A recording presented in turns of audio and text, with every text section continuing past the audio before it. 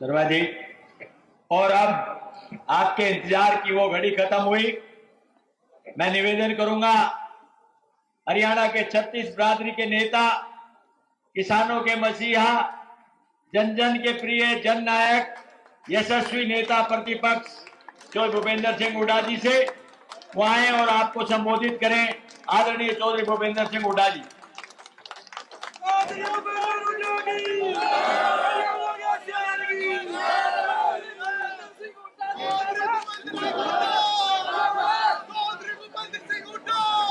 आज की इस सभा में उपस्थित सभी विधायकगण, पूर्व विधायकगण, सांसदगण, हमारे सभी वरिष्ठ नेतागण जो मंच पर बैठे हैं, सम्मानित मंच व उपस्थित मेरे बुजुर्गों, नौजवान साथियों, मेरी माताओं और बहनों और पत्रकार बंधुओं, मेरे को मालूम है आप बहुत देर से बैठे हैं और मेरे से पहले बोलने वाले सारे वक्ताओं ने सब अपने विचार रखे और आज की समस्याओं की असलियत आपके सामने रखी।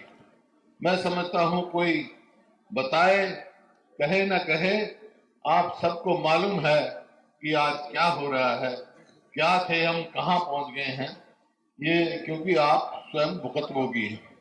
जब वो किसान है, मजदूर है, व्यापारी है, कर्मचारी है, सब इस बात को सकते हैं। मैं आज आपका ध्यान, जो हमारे बुजुर्ग हैं उनको ध्यान होगा, नौजवानों को तो नहीं पता, 66 में हरियाणा बना, इंदिरा जी ने हरियाणा बनाया। और जब हरियाणा बना तो ये आम तौर पे कहते थे कि हरियाणा आर्थिक तौर पे बहुत कमजोर है, अपने पैरों पे नहीं खड़ा हो सकता, ये सवाल आए थे। जैसे वक्त आया, चौधरी बंसीलाल प्रदेश के मुख्यमंत्री बने और विकास का पहिया शुरू हुआ। हर गांव सड़क से जुड़ा, पहला प्रदेश हिंदुस्तान में हुआ जो हर गांव सड़क से जुड़ा, हर गांव में बिजली पहुंची। इस तरह विकास चला और चलते गए। वक्त आया 2005 में, मेरे को भी मौका मिला और मौका मिलने के बाद चौधरी बंसीलाल से प्रेरणा लेके हमने हरियाणा को आगे बढ़ाने का काम किया। और भाई आज दादरी में हूं, दादरी में चाहे वो अस्पताल है, कितना किसी आप अपने आप सोच लो, वो जो काम हुआ है वो किसके समय में हुआ है, ये स्वयं आपने फैसला करना है। क्योंकि दादरी पे मेरा हक है और दादरी का मेरे पे हक है। मेरी दादी यहाँ की थी, पंडित जी ने जैसे बताया, इसमें क्या बात, आप मेरी रगों में यहाँ का खून दौड़ता है, तो ये आपके सामने है। और स्थिति ये आई जो मेरे को दिल में टीस है, जिस वास्ते हम जा रहे हैं, संघर्ष कर रहे हैं, कि 2014 में ये प्रदेश प्रति व्यक्ति आय में, प्रति व्यक्ति निवेश में, नौकरी देने में, कानून व्यवस्था में, खेल और खिलाड़ियों में पूरे देश में नंबर 1 का प्रदेश था, जिसे हमने सरकार छोड़ी। आज किस चीज में नंबर 1 है हमारा प्रदेश? बेरोजगारी में, अपराध में। आप देख रहे हैं देश के ऊपरले 2-3 प्रदेशों में पहुंच गया अपराध में, हर किस्म के अवतार बढ़ रहे। महंगाई में आप देख रहे हैं, और हमारे खेल खिलाड़ियों खुद आप देख रहे हैं, हमारी बहन बेटियों किस तरह घसीटा गया पहलवानों को। जो हमने खेल नीति बनाई थी वो भी बंद कर दी। गरीब आदमी के लिए जो हमने 100-100 गज के प्लॉट 3,82,000 दिए ताकि वो अपने मकान बनाने का काम किया हमने। इस सरकार ने एक भी किसी को प्लॉट दिया हो तो भाई गांव का नाम और बता दो, आप उस आदमी का नाम बता दो। जो गरीब आदमी को, शेड्यूल कास्ट हैं, बैकवर्ड क्लासेस हैं, उनको पहली जमात से बच्चे का वजीफा शुरू किया था ताकि उनके बच्चे पढ़ सके आगे। इन्होंने उसको भी बंद करने का काम किया है। हाँ, एक और नई चीज चला दी, परिवार पहचान पत्र, प्रॉपर्टी आईडी, मेरी फसल मेरा ब्यौरा। इनका क्या काम है भाई? इनका काम है बुढ़िया की पेंशन काटो, गरीब आदमी की राशन काटो, राशन कार्ड काट दो। और किसान का यूं कहेंगे मेरी फसल मेरा ब्यौरा। अरे खेत में तो दाने आए पड़े हैं, ऊपर राम प्रसन्न हो रहा है, वो बाढ़ देखे कब उसका नंबर आएगा भाई, इतने में राम बरस जाएगा। अरे ये वही दादरी है ना, यही मंडियां थी जब बाजरा राजस्थान तक का आगम एमएसपी मिलती थी, उसको याद होगा आज। हाँ बट नहीं बनाई थी वो तो भाई मेरा फर्ज था, लेकिन बता रहा हूं राजस्थान तक का बाजरा आ जाएगा। आज बाजरे की एमएसपी नहीं मिलती, किसान के ये हालात हो गए। इन्होंने कहा कि 2022 में हम किसान की आमदनी दुगनी कर देंगे। मैंने कहा बहुत अच्छी बात है, मैंने स्वागत किया था उससे, मेरे को बहुत खुशी होगी, मैं किसान का बेटा हूं। किसान की आमदनी दुगनी होगी, किसान खुशहाल होगा तो हर वर्ग खुशहाल होगा, सबका होगा। लेकिन आमदनी तो दुगनी नहीं करी, लागत दुगनी से ज्यादा कर दी, लागत बढ़ा दी।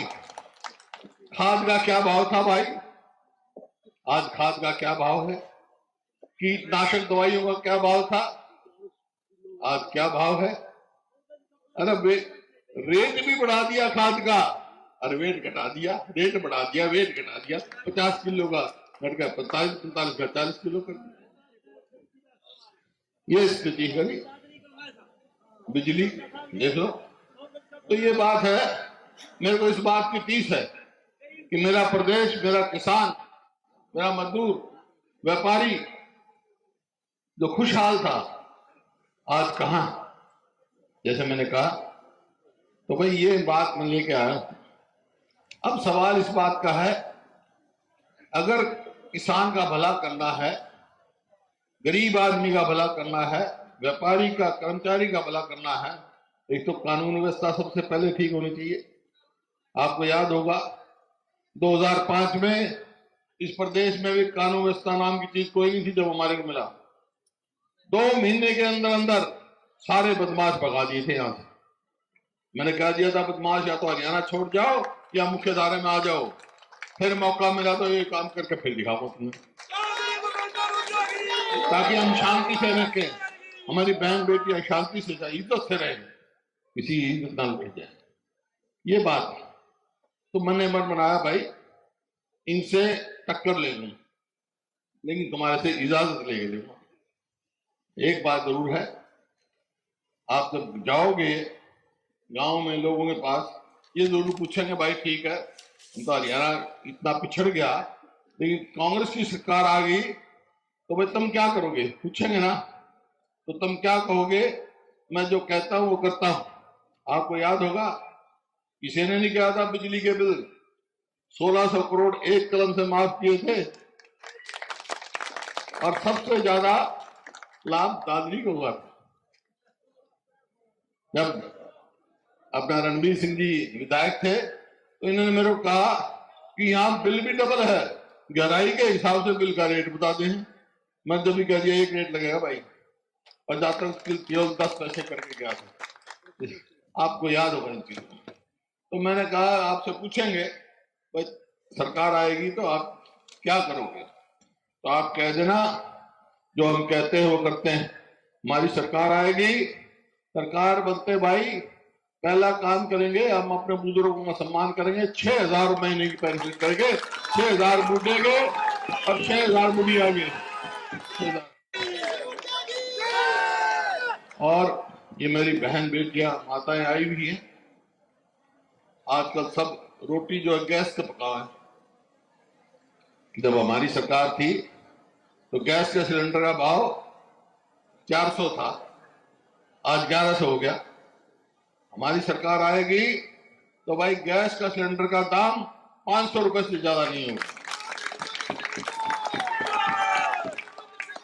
और जो वैट बढ़ा दिया ना डीजल पे, डीजल पहले देखो किसान का तो हर तरह से मारा है कि डीजल का क्या भाव कर दिया। पहला बोर्ड लगे थे दिल्ली में दिल्ली से कोई आता ना तो हरियाणा के पेट्रोल पंप पे लगा होता था बोर्ड कि दिल्ली से सस्ता हरियाणा में डीजल। ये उल्टे लाग रहे हैं, दिल्ली में लाग रहे हैं हरियाणा से सस्ता डीजल। तो भाई ये वैट जो है इन्होंने बढ़ाया है उसको भी हम ठीक करेंगे ताकि किसान को उचित भाव मिल सके डीजल का। इसी प्रकार से बिजली, हर घर बिजली इस्तेमाल करता है और बिजली के रेट बहुत हो गए घरेलू के, तो भाई 300 यूनिट बिजली फ्री देंगे हम ताकि आदमी अफोर्ड कर सके।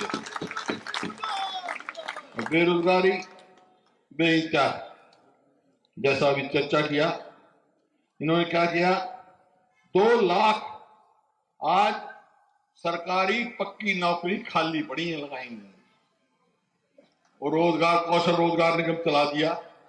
वो क्या करता है, वो भाई ठेके पे देता है। इजराइल वाला कोई कंपनी मांगेगी, जाओ हमारे बालक वहां, और देश तो वहां से वापिस जा रहे हैं अपने नागरिक कि वहां लड़ाई है भाई, उनकी जान में खतरा होगा, ये वहां भेजे हैं ठेके पे, कमीशन खाते हैं। हमने ठेका सिस्टम बंद करा, इनने चालू कर दिया। वो ना तो उसकी पेंशन, कच्ची नौकरी, ना रिजर्वेशन, ना कोई मेरिट, सब धांधली बचा रखी हो, धांधली। इसी प्रकार से ये जो अग्निपथ जिसका चर्चा किया फौज में, जिस पर हमारे को गर्व है, क्या कर दिया, अग्निवीर भी आया अग्निपथ। उसका क्या काम है भाई, 18 साल का बच्चा भर्ती हो, 22 साल का घर आ जाओ, 21 साल तक कम केस ब्याह नहीं हो सकता। पहला तो भाई फौज में भर्ती होते छोरे की सगाई आ जाया करती, भाई रिटायर होगा, बालक बाहर पड़ेंगे, 21 साल का होगा तो कौन सगाई करेगा, 22 साल तो उल्टा होगा तो कौन सगाई करेगा भाई, सगाई करनी है कोई। तो ये करके, क्योंकि 4 साल के बाद ना तो उसकी पेंशन ना और कोई प्रावधान, तो ये इन्होंने किया है। तो भाई मैं तो, हम तो 2 लाख पक्की नौकरियां लगाने हमारी सरकार आएगी। इसी प्रकार से जो, जैसे मैंने कहा, गरीब आदमी को 100-100 गज के प्लॉट देते थे, फिर चालू करेंगे और उनको मदद करेंगे ताकि वो अपने 2 कमरे का मकान बना सकें। किसानों में नाम की है, हमने रायपुर प्रस्ताव पास किया है, कांग्रेस पार्टी ने, उसका अध्यक्ष मैं था, कि अगर कांग्रेस की सरकार बनेगी तो एमएसपी की गारंटी दी जाएगी और स्वामीनाथन के भाव से उससे सिफारिश किया जाएगा। इसी प्रकार से भाई जो सरकारी कर्मचारी, उनके लिए ओल्ड पेंशन स्कीम लागू करेंगे, हमने कहा। इसी प्रकार से भाई जो गरीब आदमी है, हर गरीब आदमी का पीला कार्ड बनाएंगे जो इनमें काट रखे हैं। और ये जो एक पोर्टल चला रखे है ना, मेरी फसल मेरा ब्यौरा, जो जन विरोधी जितने पोर्टल हैं इनकी छुट्टी करेंगे। पोर्टल कोई जन सुविधा के हो तो हो, जन हित के हो, वो तो ठीक है, ये तो परेशान करने वाली बात है। अगर मेरी फसल मेरा ब्यौरा, खड़ा रहो। सरकार बनी है जी, कागज नहीं छूट रहे हैं आसमान से, परेशान कर रखे हैं, कागज नहीं छूट रहे, सरकार बनी। आज चक्कर काटे जाओ, मकान पर लग रहे हैं। ये तो भाई पखाना जाना है, काम करना नहीं जानते। कोई समस्या होगी, किसान को कोई समस्या होगी तो नरवाने में एक डॉक्टर था, तो वो डॉक्टर का काम करे, उसने बोर्ड ला दिया, जो ये कह हम बहुत बढ़िया काम कर रहे हैं कि दांत के दर्द का लाजमी इलाज, दर्द का, ना उसके पास जमूरा ना और कोई चीज, एक कुर्सी लेके बैठ गया।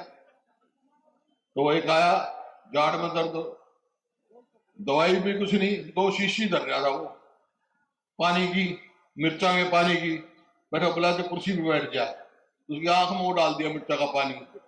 बोला रे ओ दांत मांग, बोला दांत का, बोला दांत ने छोड़, मेरी आंख बचा तू। ये तो बकावा है बस, ध्यान इधर उधर करते हैं, लोगों का काम नहीं कर सकते ये लोग। तो ये आपके सामने है। तो इसी सरकार से भाई मैं तो आपसे पूछने आया हूं कि बैकवर्ड क्लास का लगा लो, बैकवर्ड क्लास की क्रीमी लेयर जो है, हमने तो 8 लाख करी थी, इन्हें घटा कर 6 लाख कर दी। हमारी सरकार आ गई तो हम 10 लाख करेंगे ताकि चपरासी के बच्चे को भी लाभ मिले।